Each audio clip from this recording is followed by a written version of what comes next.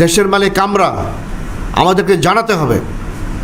আমাদেরকে না জানিয়ে রাতের অন্ধকার আপনি বিদেশের সাথে চুক্তি করবেন আর দেশের স্বার্থ জলাঞ্জলি দেবেন, দেশবাসী কখনো মানবে না। এমইউ এবং চুক্তি আপনারা জানেন, দেশবাসী সাধারণ মানুষ যেহেতু আমাদের খুব সবাই বেশি উচ্চশিক্ষিত নয়, সাধারণ জনগণের কথা বলছি, তারা অনেক সময় বুঝে না যে এমইউটা কী বা চুক্তিটা কী। চুক্তিটা হলো যেই সংবিধানে বলা হয়েছে যদি অন্য একটা দেশের সাথে আমাদের স্বার্থ সংশ্লিষ্ট বিষয়ে কোনো লেনদেনের বিষয় থাকে, সেটা দেশবাসীকে জানানোর জন্য পার্লামেন্ট আলোচনা করতে হয়। এটা সাংবিধানিক বাধ্যবাধকতা আছে। একটু আগে আমাদের যৌন আহ্বায়ক ব্যারিস্টার তাওয়াদুল সাহেব যারা বললেন, কিন্তু এই পর্যন্ত বাংলাদেশের যতগুলো চুক্তি সরকার করেছে, একটা চুক্তিও জনগণের কাছে সম্পূর্ণরূপে প্রকাশ করা হয়নি। তাই সংবিধানকে তারা লঙ্ঘন করছেন। দেশবাসীকে জানতে হবে এই যে লঙ্ঘনের বিরুদ্ধে আমাদের প্রতিবাদ। আপনারা চুক্তি করতে পারবেন, দেশের মালিক আমরা, আমাদেরকে জানাতে হবে। আমাদেরকে না জানিয়ে রাতের অন্ধকার আপনি বিদেশের সাথে চুক্তি করবেন আর দেশের স্বার্থ জলাঞ্জলি দেবেন, দেশবাসী কখনো মানবে না। জনগণকে সাথে নিয়ে আমরা এটার তীব্রভাবে আন্দোলন করে তুলব। এটা হলো 1 নম্বর। তালপট্টি আমরা হারিয়েছি। 2014 সালে থেকে শুরু করে পরবর্তী সময়ে যখন ইন্টারন্যাশনাল কোর্ট অফ জাস্টিসে এই মামলা যায়, বাংলাদেশের কোনো সিটিং জাজ সেখানে ছিল না। দেশবাসীকে জানতে হবে সেই সময়ে মামলাটা আমরা পরিচালনা করলাম কেন। ওই কোর্টে আমার জানা মতে তখন ভারতীয় 3 জন সিটিং জাজ, 19 জন বা 25 জন বা 17 জনের মধ্যে আমাদের একজন জাজও ছিলেন না। আমাদের জাজ যদি না থাকে, সেই মামলা আমরা ইন্টারন্যাশনাল কোর্ট অফ জাস্টিসে কেন নিলাম? এর মাধ্যমে কী হলো, তালপট্টি নামক যে দ্বীপটা বঙ্গোপসাগরতে উঠে আসছিল, যেটা বাংলাদেশের প্রায় 1/3 জায়গার পরিমাণ, সেই জায়গাটাকে আমরা ভারতের কাছে চিরদিনের জন্য আমরা বিক্রি করে দিলাম। কিভাবে গেল? যেই নদীর সীমানা ধরে এটা নির্ধারিত হওয়ার কথা ছিল। আমাদের দেশ বিভাগ হয়েছে 1947 সালে একবার, 1971 সালে একবার। 14 সালের ম্যাপ, 1971 সালের ম্যাপ আর 1947 সালের ম্যাপ এক নয়। নদীর যেই প্রবাহ থাকে, সেই নদীর প্রবাহ ধরেই এই সীমানা নির্ধারিত হয়। তারা আমাদেরকে বাধ্য করেছে 2014 সালে যেই সীমানার নদীর প্রবাহ ছিল, ভারত ও বাংলাদেশের মাঝখানের যে নদী, সেই নদীর প্রবাহ ধরে যদি আমরা সীমানাটা নির্ধারণ করি, তাহলে পুরো তালপট্টিটা ভারতের কাছে চলে যায়। অর্থাৎ এইখানে আমাদের নেভাল শিপ ছিল, এইখানে আমাদের সেনাবাহিনী ছিল। আমরা এক সময় ইয়াং অফিসার অবস্থার মধ্যে সেখানে আমাদের সৈনিকেরা প্রাণ দিয়েছে। আমরা সেটাকে প্রতিরক্ষার অংশ করে আমাদের ম্যাপে আমরা করেছি।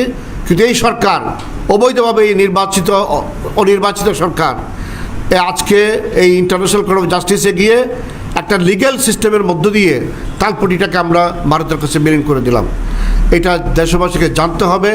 কোনো না কোনো দিন আমরা এই তালপট্টি ইনশাল্লাহ আমাদের দখল আনব।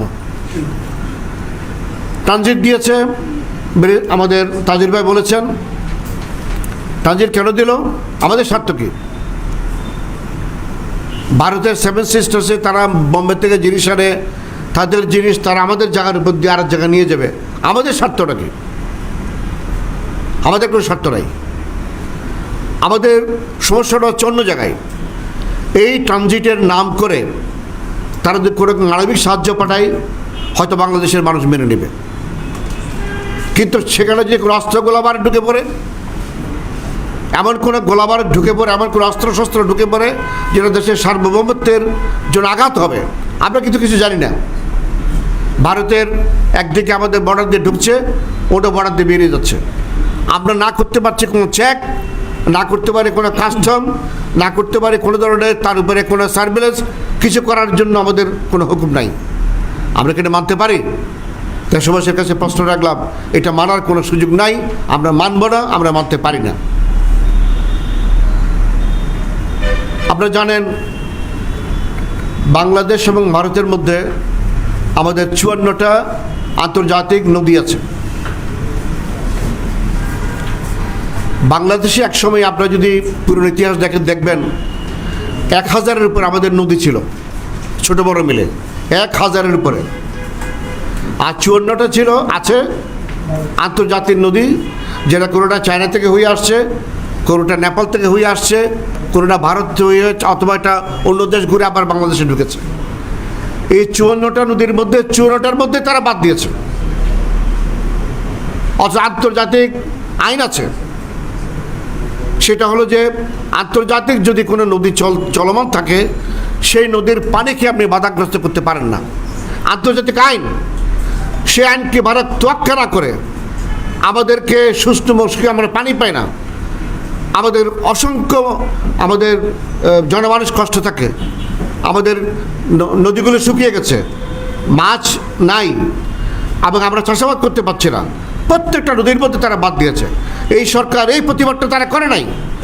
আন্তর্জাতিক আদালত যদি যাওয়া লাগতো, তারা এই বিষয়টা নিয়ে প্রথম তাদের যাওয়া উচিত ছিল, সেটা নিয়ে তারা গেল না। আর তারা এমন বিষয় নিয়ে গেল যার মাধ্যমে তাৎপর্যকে আমরা হারালাম। ডিফেন্স সার্ভিসের যেই চুক্তির কথা ব্যারিস্টার ফুয়াদ বললেন, আমি সেটারও প্রতিবাদ জানাই।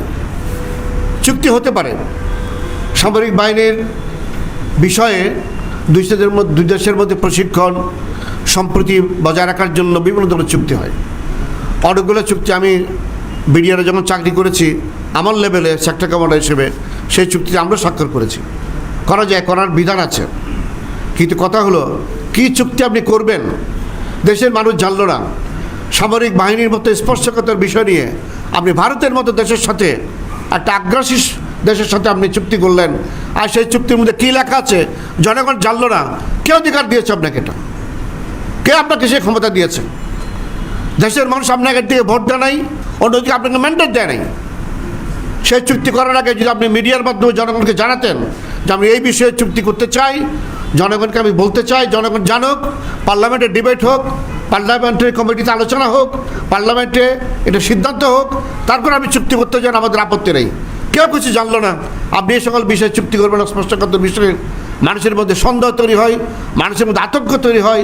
এই সকল চুক্তি থেকে বিরত থাকার জন্য আমি সরকারকে অনুরোধ করছি, আপনারা যেই সকল চুক্তি করার জন্য চায়নাতে যাচ্ছেন, ভারতের অনুমোদন নিয়ে আপনারা চায়নাতে যাচ্ছেন, কী চুক্তি করবে সেটাও আমরা জানি না। মিডিয়াতে কী আসছে আর আমরা কী করে আনবেন কিছু আমাদের জানা নাই। আমরা জানতে চাই, before you make this deed, দেশবাসী জানতে চাই। এবি পার্টির মাধ্যমে জনগণকে আমরা বলতে চাই, আপনারা সোচ্চার হন, আমাদের ভয়েস রেজ করুন, পথে ঘাটে ময়দানে আপনারা বলুন কী চুক্তি করতে যাচ্ছেন, আমাদেরকে জানান। $7 বিলিয়ন আপনি চায়না থেকে চাচ্ছেন, কিসের বিনিময়ে? ইতিমধ্যেই রিজার্ভ খালি করে ফেলেছেন, লক্ষ লক্ষ কোটি কোটি ডলার টাকা বিদেশে পাচার করেছেন, আপনাদের আত্মীয়স্বজনে মেরে খেয়েছে। একটা পর একটা মিডিয়ার মধ্যে সেগুলো আসছে। আমরা তীব্র প্রতিবাদ জানাই। আবার এখন চায়নাতে যাচ্ছেন $7 বিলিয়ন চুক্তি করার জন্য। কী জন্য, কোথায় সেই টাকা লাগাবেন, কোন কোন প্রজেক্টে লাগাবেন, কিসের জন্য লাগাবেন, দেশবাসী জানতে চাই।